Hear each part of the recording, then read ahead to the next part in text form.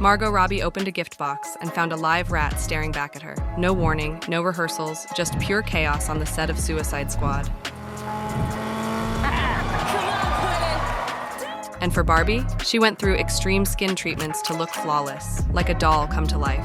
Hollywood isn't all red carpets and awards. Behind the scenes, Margot follows 20 shocking rules that push her to the limit. Full frontal nudity decision. Margot Robbie made jaws drop in The Wolf of Wall Street when she decided to go completely nude in one of the film's most talked about scenes. It wasn't forced. It wasn't part of the original plan. Margot chose it. Director Martin Scorsese gave her the option to wear a robe or keep things more subtle, but Margot refused. She wanted the moment to feel bold, shocking, and unforgettable. She explained later that her character, Naomi, was using her body as a weapon. It was her way of taking control and making a statement. Margot believed that showing Naomi's confidence and power required her to be fully exposed. She said, "That's the card she's playing right now," and she played it perfectly. At just 22 years old, Margot was still new to Hollywood. Most actresses might have hesitated, but Margot wasn't afraid to take risks. She knew this scene could make or break her performance. To calm her nerves, she admitted taking 3 shots of tequila before stepping onto the set. Even then, she said she felt terrified, but trusted her instincts. While Margot's bold choice of nudity shocked audiences, her next challenge involved a different kind of raw performance, one in which rehearsals weren't even allowed. No rehearsal rule with Jared Leto.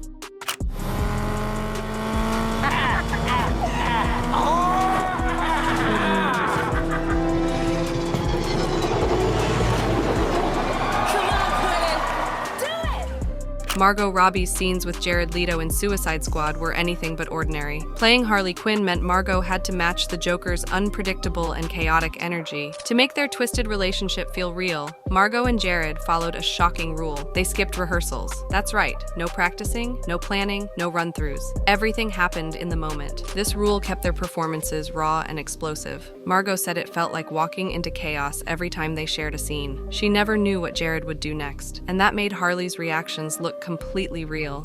Yeah, well, whenever I met Jared, he never broke character. So I would say, "Hi, I'm Karen Fukuhara. Nice to meet you. I'm Katana." And then he would come at me with,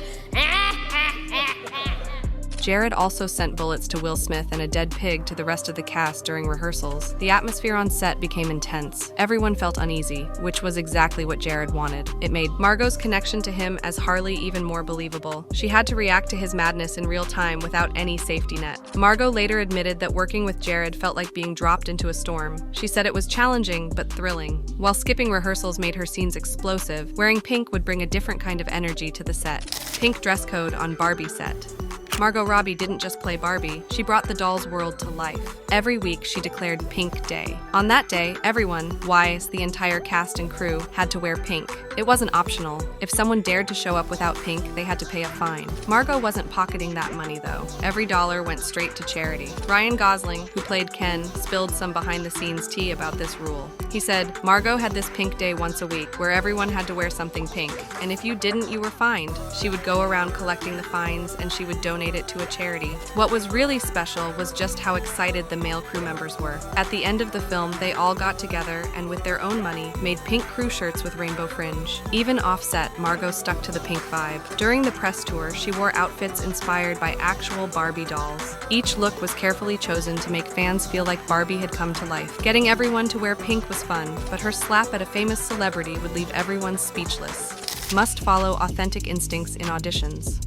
Margot Robbie's audition for The Wolf of Wall Street didn't just grab attention, it left everyone in the room completely stunned. The script called for her to kiss Leonardo DiCaprio in the scene, but Margot decided to do something wild. She slapped him across the face. The room went silent. Margot froze. For a split second, she thought she had ruined everything. She later admitted that she panicked and thought she was about to get arrested for assault. But instead of getting angry, Leonardo DiCaprio and director Martin Scorsese burst out laughing. They loved it. Margot's bold move gave her character, Naomi, the fiery edge they were looking for. Margot later revealed that she didn't plan the slap. She just acted on instinct. In the moment, she felt Naomi wouldn't back down. She saw her as a woman who fought to stay in control, even when things spiraled out of hand. After the audition, Margot walked out thinking she had blown her chance. She was convinced she had crossed the line and would never hear back from them. Instead, the slap sealed the deal. It proved Margot could handle intense, unpredictable scenes without hesitation. Her sudden slap got her the role, but her next challenge would take her breath away, literally.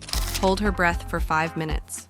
Margot Robbie went above and beyond for her role in Suicide Squad. One of the wildest things she had to do was learn to hold her breath underwater. This wasn't just a quick trick. She had to master holding her breath for an incredible 5 minutes. It sounds like something only a pro diver could pull off, but Margot made it happen. She trained with a professional free diver to prepare for this challenge. Margot learned techniques to slow her heart rate and keep her body relaxed underwater. It's almost like meditation, but with a major twist. You're holding your breath the whole time. Her training wasn't just about getting through the scene.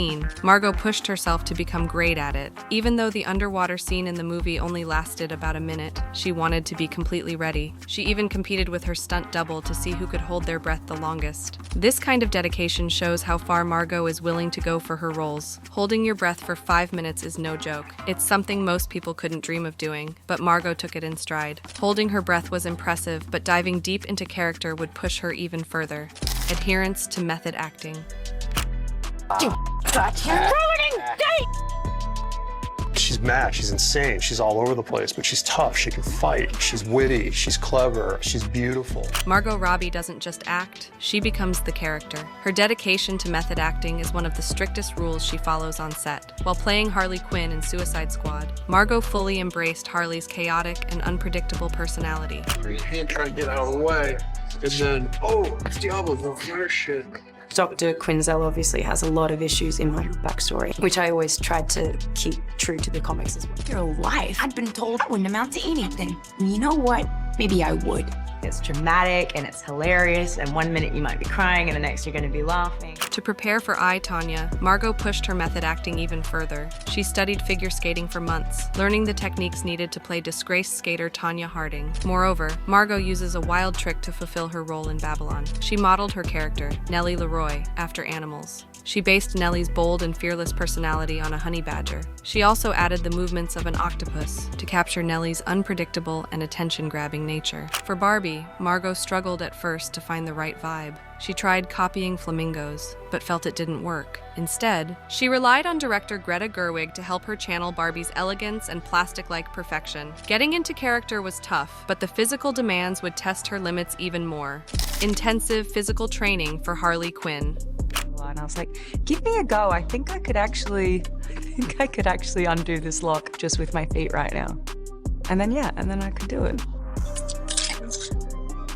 Margot Robbie didn't just play Harley Quinn, she became her. To pull off the insane stunts and wild fight scenes in Suicide Squad, Margot had to push her body to the limit. Her training wasn't easy, it was brutal. She spent 6 months prepping for the role, and every single day was a grind. Margot's workouts focused on gymnastics. She practiced flips, rolls, and aerial moves that made her look like a circus acrobat. She also trained in aerial silks. That's right, she learned to spin and flip while hanging from silk ropes. But that wasn't all. Margot hit the boxing ring 4 times a week. She also took Brazilian jiu-jitsu classes 3 times a week. After doing months and months of broad strokes training and building up the strength to be able to do the other stuff, we honed in for more specific skills needed for the actual scenes. It was really lovely because it was about finding a physicality. Director David Ayer called her fearless. He said Margot didn't back down from anything, no matter how dangerous it looked. Her dedication showed in every scene. Training like a fighter made her tough, but ballet would add grace to her chaos. Intensive ballet training for Suicide Squad.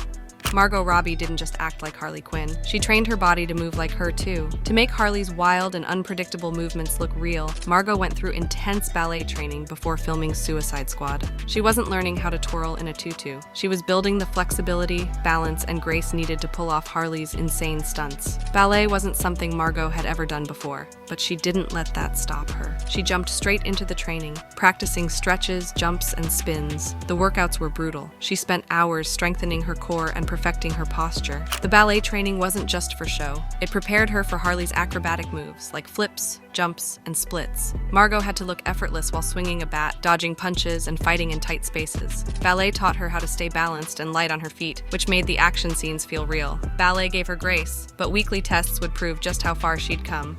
Weekly fitness testing.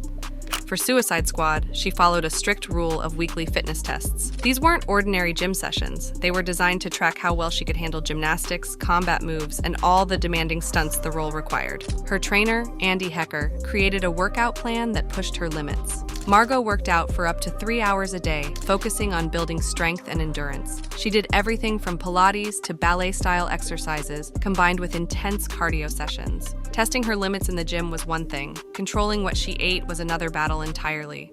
Strict diet routine.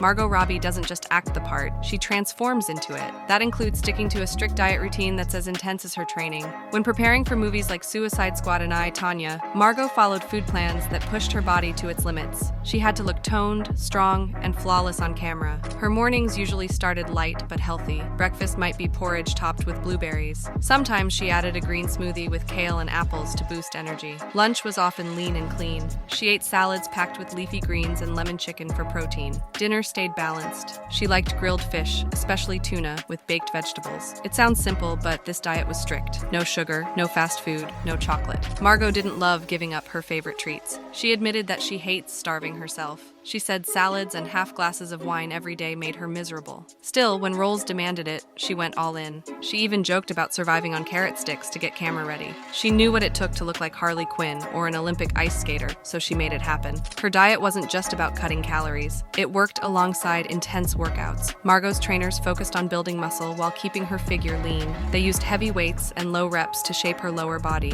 They added high-rep, lightweight moves to tone her legs and waist. This combo made her curves pop and kept her looking strong. Getting her body right was just step one. Next came mastering every character's unique voice training immersion. Margot Robbie takes her voice training seriously. For her, it's not just about looking the part. Every character she plays needs to sound authentic too. Whether it's nailing an accent or changing her tone, Margot works with top dialect coaches to make sure her voice fits her role perfectly. When she portrayed Tonya Harding in I, Tonya, Margot went all out. She didn't just study Harding's life, she studied her voice. Old interviews and skating footage became her guide. Margot worked hard with a voice coach to get Harding's distinct accent just right. She even adjusted her voice to match Harding at different points in her life, making her performance feel real and raw. This dedication to voice work isn't new for Margot. Even during her early days on the Australian soap opera Neighbours, she had to adjust her strong Aussie accent. With a dialect coach, she softened it so her character's voice fit better with the storyline. It showed her willingness to adapt and learn, even as a young actor. For every role, Margot sees voice training as a way to dive deeper into her characters. When she played Harley Quinn, her voice became high-pitched and bubbly to reflect the character's playful but chaotic nature. It wasn't random, it was carefully crafted to match Harley's unpredictable personality. Getting the voice perfect took focus, just like becoming emotional. Listening to Titanic's score for emotional scenes. Margot Robbie has a surprising secret for delivering emotional scenes. She listens to the Titanic soundtrack. That's right, the heartbreaking music from one of the most tragic love stories ever made gets her tears flowing almost instantly. She shared, "I can even just hear the theme music of Titanic and I'll be bawling." She used this trick while filming The Wolf of Wall Street. Her character, Naomi, had to face an emotional meltdown during a tense argument with Leonardo DiCaprio's character. Margot knew the scene demanded raw emotion, so she locked herself in her trailer and played the Titanic score on repeat. She said it pulled her into the perfect headspace to break down on camera. What made the moment even stranger was who showed up on set that day. Kate Winslet, the star of Titanic, visited the set while Margot was blasting the soundtrack in her trailer. Margot later laughed about how surreal it felt. She said hearing the song while seeing Kate Winslet and Leonardo DiCaprio walk past her made her feel like she had stepped into another dimension. Margot's emotional prep didn't stop with music. She admitted she spent hours before emotional scenes isolating herself from others to stay in character. She avoided jokes, conversations, and anything that could distract her. She focused completely on the scene, letting the sadness and tension build up until the camera started rolling. Music could make her cry, but some scenes asked for more than just tears. Limited dialogue as Sharon Tate. Margot Robbie's role as Sharon Tate in Once Upon a Time in Hollywood sparked a lot of talk. Fans noticed something strange right away. She barely spoke. For someone playing a Hollywood star, the lack of lines felt shocking. Critics asked why Margot had so little dialogue in the film. Some even thought it was disrespectful to Sharon Tate's memory. Director Quentin Tarantino didn't back down.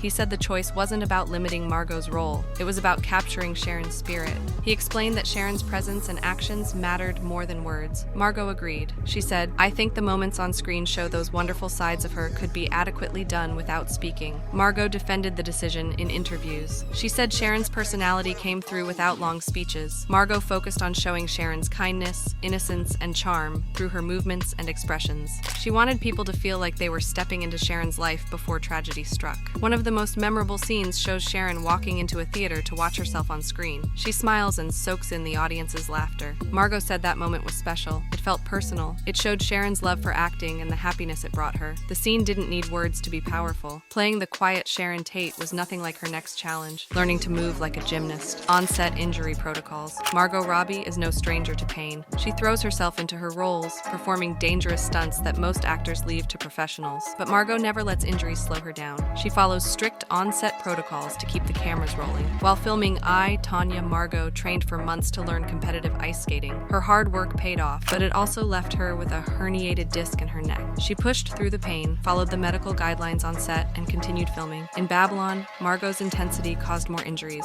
not just to herself, but to her co-star, Diego Calva. During one wild fight scene, Margot's punches and struggles were so real that Diego walked away with a fractured rib. Margot stuck to safety protocols after the incident, making sure her co-star got medical attention before continuing the scene. Her time as Harley Quinn in Suicide Squad was no different. Margot trained in gymnastics, aerial silks, and boxing to master Harley's chaotic fight style. She performed most of her own stunts, which included flipping, diving, and swinging a bat during combat scenes. She walked away with bruises, sore muscles, and plenty of cuts, but she refused to let the injuries affect her performance. Margot once admitted that after filming action scenes, her body felt like it had been hit by a truck. She described the experience as being in a war zone. Her body took some hits, but keeping in character was the real challenge. Maintaining character off camera. Margot Robbie doesn't just step into character when the cameras start rolling. She stays in character even when they stop. Her off-camera commitment is one of the strict rules she follows on set, and it's no surprise considering how intense some of her roles have been. While playing Harley Quinn in Suicide Squad, she didn't just practice the Brooklyn accent during scenes. She kept it going off camera too. She acted like Harley between takes, staying unpredictable and playful to match the role. Her co-star Jared Leto, who played the Joker, also stayed in character off set. He sent creepy gifts to cast members, including Margot. One of those gifts was a live rat. Instead of freaking out, Margot kept the rat as a pet and named it Rat Rat. Margot also took a similar approach while preparing for Barbie. She wanted Barbie's movements and posture to look effortless, so she practiced walking and posing like a doll even when the cameras weren't on her. She studied how to keep her posture straight and her steps light, making Barbie's plastic-like perfection believable. She had a different approach to get into every character, but she also loved adding her own spin to scenes. Collaborative scene development. Margot Robbie doesn't just follow the script, she helps shape it. Her rule for collaborative scene development has led to some of the most memorable moments in her movies. She works closely with directors, writers, and co-stars to make sure every scene feels natural, sharp, and unforgettable. In The Wolf of Wall Street, Margot proved just how far she was willing to go to make a scene work. During her audition, the script called for her to kiss Leonardo DiCaprio in the middle of a heated argument, but Margot wanted to make the moment hit harder. Without warning, she slapped DiCaprio across the face. The room went completely silent. She thought she had blown it, but then the director, Martin Scorsese, started laughing. DiCaprio loved it too. That slap landed her the role and set the tone for her character's fiery personality. Margot didn't stop there. In one scene, her character, Naomi, was supposed to wear a robe. Margot pushed for something bolder. She suggested Naomi should be completely nude to assert power over Jordan Belfort, played by DiCaprio. Scorsese agreed, and the scene became one of the most talked about moments in the film. Her collaborative style carried over to Barbie. Margot worked closely with director Greta Gerwig and co-star Ryan Gosling to add humor and personality to their scenes. Ryan improvised several lines that Margot helped shape in the moment. She encouraged the playful energy that made their chemistry feel real. She loved adding her own spin to scenes, but history roles played by different rules. Adherence to historical accuracy. In Mary Queen of Scots, Margot transformed into Queen Elizabeth I. She didn't just wear royal gowns and makeup. She wore prosthetics to capture the Queen's pockmarked skin and aged look. Margot spent hours in makeup every day to get the look right. She also studied Elizabeth's mannerisms and speech patterns to make her portrayal feel authentic. The film wasn't afraid to take risks, though. It added a dramatic face-to-face meeting between Elizabeth and Mary, played by Saoirse Ronan. Historians say this meeting never happened, but Margot and the director defended the scene. They argued it captured the emotional tension between the two queens, even if it wasn't factually accurate. Margot believed the scene made their rivalry more personal and heartbreaking. In Tanya, Margot faced another challenge. She played Tonya Harding, the figure skater at the center of one of the biggest scandals in sports history. To get it right, Margot learned how to skate. She trained for months to pull off jumps and spins on the ice. She studied Tanya's interviews and body language, copying her tough attitude and gritty personality. Critics praised her performance, calling it raw and emotional. The role earned her an Oscar nomination. Getting the facts straight was one thing, looking perfect was another game entirely.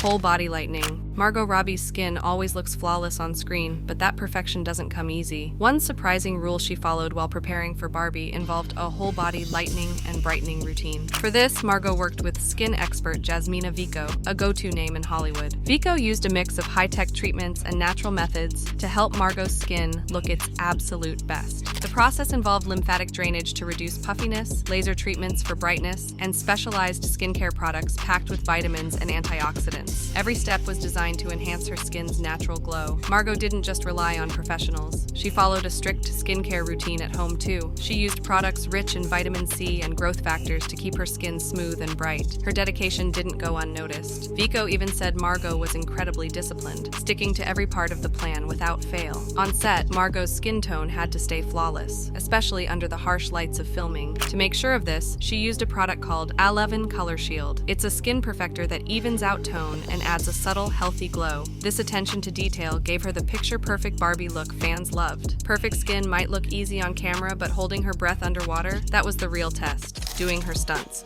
Margot Robbie is not your typical actor. When it comes to doing stunts, she goes all in. While many actors leave the dangerous stuff to their doubles, Margot loves to take on the challenge herself. This was especially true when she played Harley Quinn in Suicide Squad and Birds of Prey. James Gunn, the director of the Suicide Squad, was amazed when Margot performed a stunt that wasn't even planned for her. Instead of using a stunt double, Margot jumped in and nailed it, leaving everyone in awe. Gunn expressed his amazement, stating, "I was mesmerized." In Birds of Prey, Margot didn't just act like Harley Quinn, she became her. Whether it was flipping through the air or fighting her way through a scene, Margot did most of it herself. She didn't hold back, and that's what made her portrayal of Harley so special. Margot Robbie's commitment to doing her stunts shows just how far she'll go to make her roles unforgettable. She doesn't just act in her roles, she becomes them, and that's what makes her stand out in Hollywood. Nailing the stunts wasn't enough. She had to let go of phones as well. No phone policy. On some of Margot Robbie's movie sets, cell phones are a big no-no. Directors like Quentin Tarantino and Christopher Nolan have strict rules about them. They believe phones are a major distraction, and their sets are all about staying focused. Tarantino, for example, doesn't mess around when it comes to his no-phone policy. If anyone pulls out their phone, they could be asked to leave immediately. This isn't just for the actors, it applies to the whole crew too. It's all about keeping the creative energy flowing without interruptions. Christopher Nolan has a similar approach. Actors on his sets know to keep their phones out of sight. He's serious about making sure everyone is fully present during filming. For Margot Robbie, working with directors like these means following their rules, even if it means ditching her phone for hours or even the whole day. Thank you for watching this video. If you liked it, check out the suggested content on your screen by clicking one of the cards displayed.